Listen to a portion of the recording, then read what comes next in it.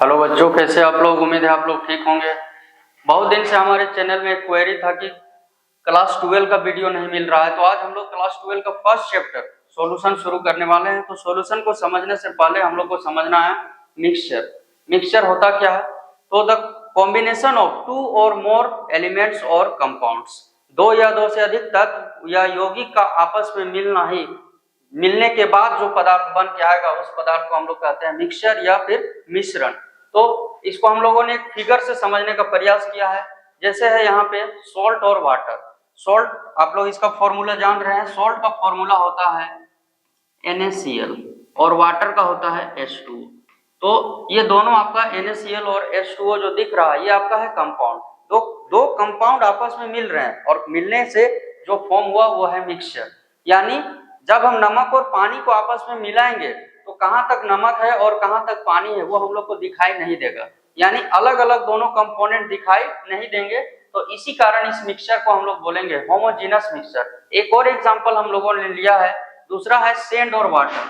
तो सैंड का आप लोग फॉर्मूला जानते हैं, सिलिका बोलते हैं इसको, SiO2, और वाटर का H2O। तो दोनों को जब हम आपस में मिलाएंगे, मिलाने पर क्या है तो कुछ देरी के बाद बालू नीचे बैठ जाएगा और पानी ऊपर में साफ हो जाएगा, यानी दोनों कंपोनेंट अलग अलग दिखाई देंगे। तो ये मिक्सचर कहलाएगा हेट्रोजेनस।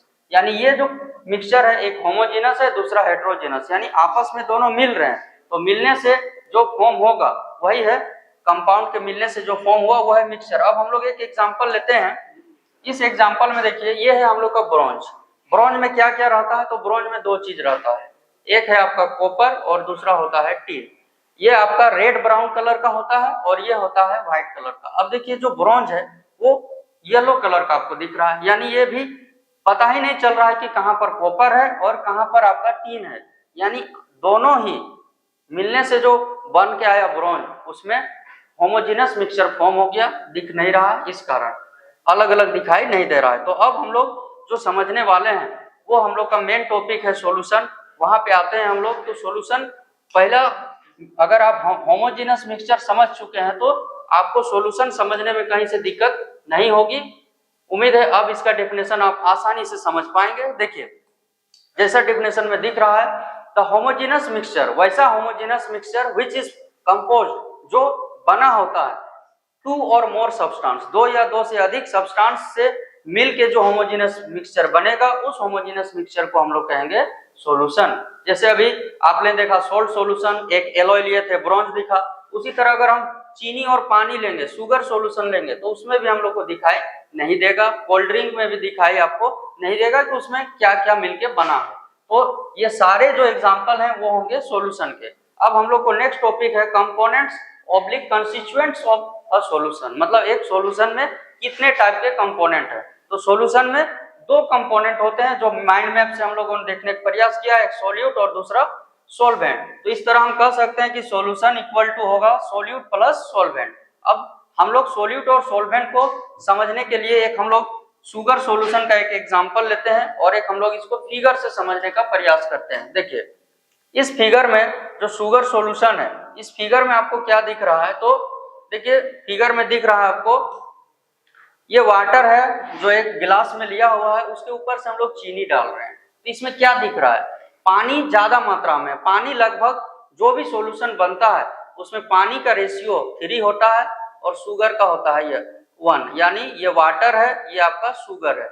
इस फॉर्म में जब रहता है तब हम उसको कहेंगे सॉल्यूशन।